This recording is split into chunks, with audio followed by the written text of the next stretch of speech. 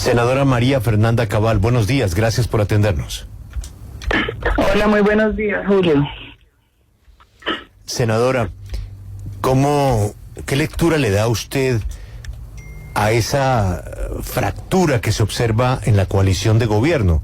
No en la coalición de partidos que apoyan al gobierno, sino en la de su propio partido. El pacto histórico, en donde estamos viendo pues ya un abierto fuego cruzado. Las declaraciones de Roy Barreras sobre una ministra de su gobierno pues dejan ver que hay ya una división profunda. Yo no sé usted cómo vea eso. Sí, Julio, pero hay que analizar el panorama completo, porque a mí me parece que el presidente Petro no hizo una buena estrategia al inicio de su gobierno y fue a abrir 6, 7 campos de batalla simultáneos con reformas absolutamente peligrosas y con reformas que él vende con un carácter más ideológico que pragmático. Cuando usted abre tantos frentes, pues la gente reacciona, porque la afectación obviamente va a estar allí en todos los que tienen algún interés. Entonces, esto lo que hace es fragmentarle y debilitarle la gobernabilidad, lo que hace que se ponga irascible y también que finalmente pues haga discursos como el discurso del balcón. ¿Yo qué preveo? Que le he dicho a la gente que compre su boleta imaginaria para que vean este desarrollo de la etapa legislativa que se viene. ¿Por qué? Porque no solo los intereses al interior del pacto son todos por aquellos que añoraron gobernar y están en el gobierno y no se han puesto de acuerdo, sino que adicionalmente usted tiene un presidente del Senado como Roy Barreras, que es muy hábil para sacar proposiciones, pero que aquí entra en un campo minado porque también tiene intereses en el tema de la salud. Uno, usted tiene partidos como el Verde, que es un partido que logra sus éxitos sobre todo por un margen de opinión de centro, que incluso nos roban a nosotros opinión de centro, pero que es terriblemente frágil frente a esa opinión siendo aliado del pacto. Y eso le va a costar al Partido Verde lo que nos costó, por ejemplo, a nosotros, Centro Democrático, el gobierno de Duque, que significó perder 24 curules. Y si usted sigue por el Partido Liberal, pues meterse con la reforma a la salud, un tema tan sensible, en un partido donde Gaviria, presidente Gaviria, fue autor de la Ley 100, también se va a ver a gatas. Y súmele a Dilian Francisca Toro, de la U, que claramente también tiene intereses en el tema de la salud. Entonces, no se puede ver solo el pacto histórico adentro.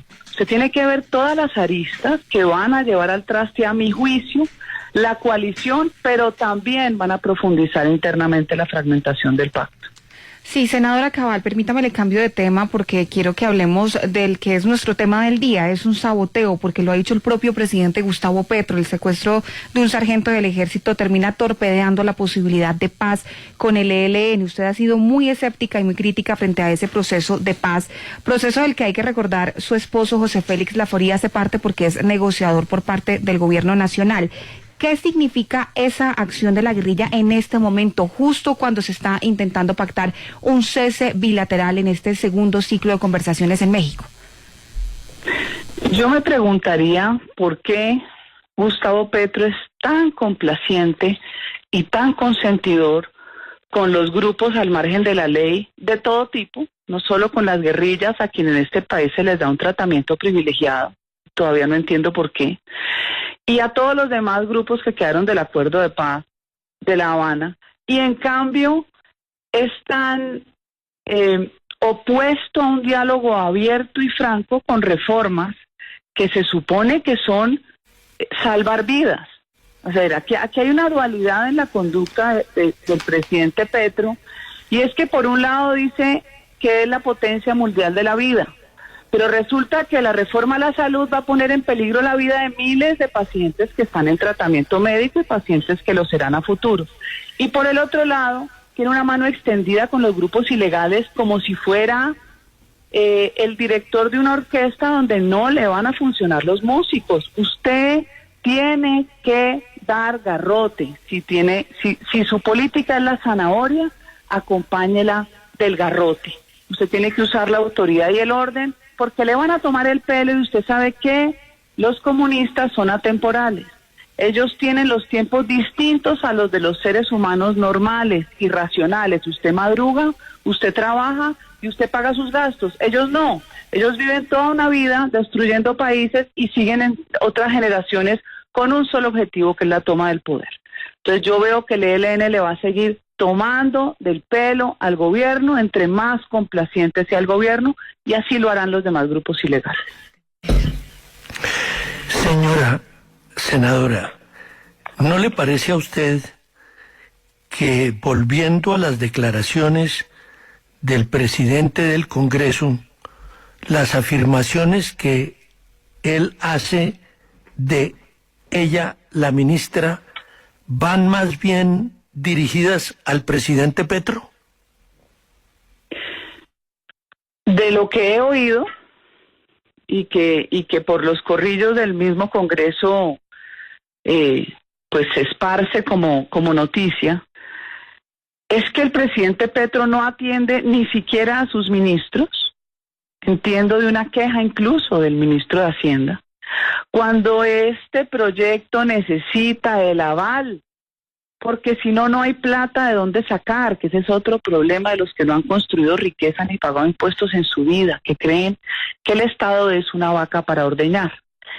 Este mensaje de Petro seguramente es, de Roy es contra Petro, claro, pero es que Petro delega su función en sus alfiles como la ministra de Minas, bien controversial, y la ministra de Salud. Y esto le va a implicar un desgaste todavía más rápido, que va a terminar en la caída en picada del índice de favorabilidad del que gozaba en un principio. Entonces yo pienso que lo de Roy lo ha dicho claramente, lo ha dicho en muchos medios, y yo siento que Roy está haciendo un trabajo por el gobierno donde ya le perdió interés, porque ya va en contravía de sus intereses propios. Esto no va a terminar bien. Sí, senadora, dentro de lo que dijo el presidente del Congreso, Roy Barreras, pues en contra de la ministra, que ya lo conocemos, también habló, aunque dijo que no estaba de acuerdo con la reforma a la salud, con defender la reforma a la salud, dijo que pues no estaba de acuerdo con hacer una transición que fuera traumática. Es decir, ¿usted cree que detrás de esas palabras está que él definitivamente no está de acuerdo con lo que se está proponiendo? Claro que no está de acuerdo, porque él conoce el sistema de hoy.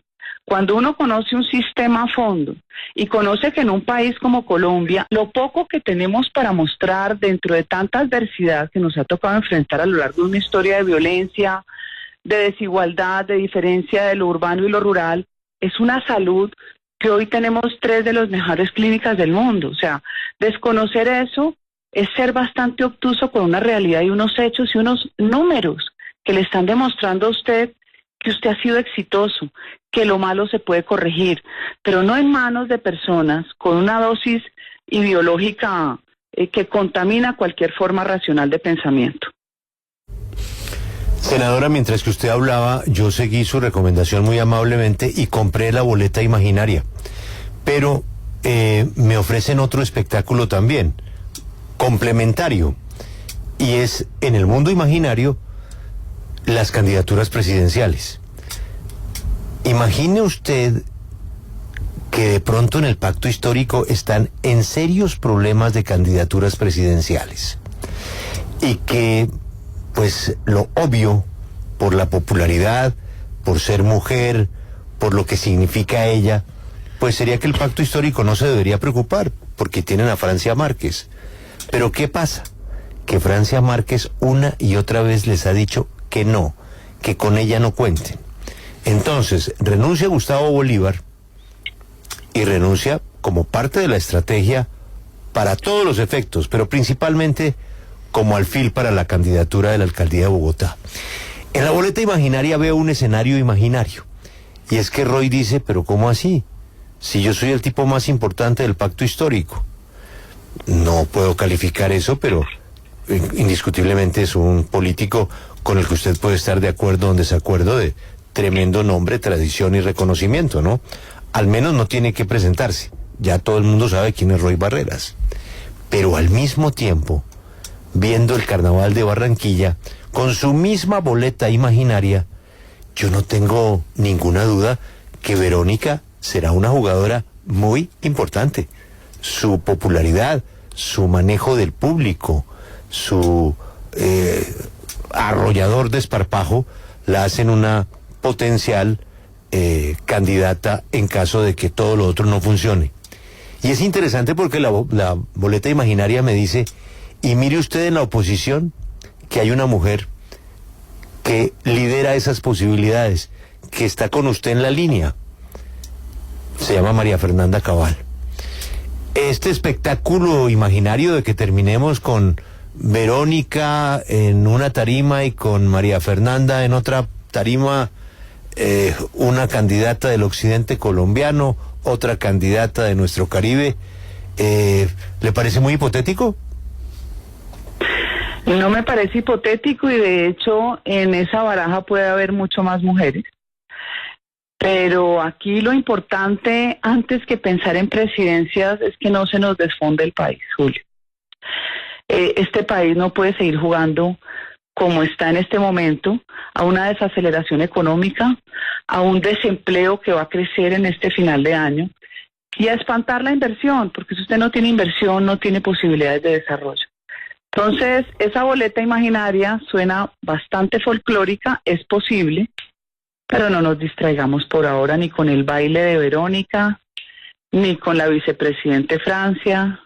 Yo creo que en este momento no vale la pena sino concentrarnos en que no destruyan la salud en Colombia. Pero usted no le da la impresión, a propósito, ya quitemos la boleta imaginaria y vamos a la realidad, que su válida preocupación siempre al final tiene un freno. O sea, nos anuncian cosas terribles que van a pasar y luego aparece la palabra transitoria y luego aparece o el señor de Planeación o el ministro de Hacienda que dice, eso no va a pasar, eso no va a pasar. Y ahí termina la discusión. A usted no le da tranquilidad el director de Planeación ni el ministro de Hacienda cuando comienzan todas estas especulaciones de que van a cerrar todos los hospitales y que la EPS y que entonces van a sacar a Chevron de Colombia y que vamos a importar aparecen unos señores que son bastante serios, que saben de la vaina y dicen, paren ese carro. ¿No le da tranquilidad esos dos nombres? Lo único que me da una mediana tranquilidad es que todavía no han suprimido la regla fiscal ni otras normas que dan estabilidad macroeconómica. Por lo menos en eso todavía no. Pero me da inquietud los 20 billones de adición presupuestal que van a anticipar ahora en este primer semestre, que puede ser la mermelada para volver a atrapar el Congreso y para, pues de alguna forma usarla en las elecciones que se vienen regionales, que esa es otra variable que ustedes no pueden perder de vista, porque esa variable va a terminar fragmentando más los partidos internamente, mire lo que pasó en el Conservador, como la alianza de la coalición de gobierno, donde hay candidaturas de partido que son mucho más fuertes que acompañar un partido del pacto histórico. Pero le concluyo, esa tranquilidad es relativa mientras haya un botín de 20 billones de pesos de adición presupuestal que viene de la reforma tributaria. Senadora, y en este escenario apocalíptico que usted nos pinta, ¿cómo evalúa el papel que ha jugado el expresidente Álvaro Uribe? Trascendental, porque por más de que traten de apagar su figura, él sigue siendo un hombre de Estado y un hombre preocupado por el país. Senadora Cabal, muchas gracias por atendernos, inaugurar esta semana informativa en la W con sus interesantes comentarios. Le deseo una muy buena semana y gracias por atendernos.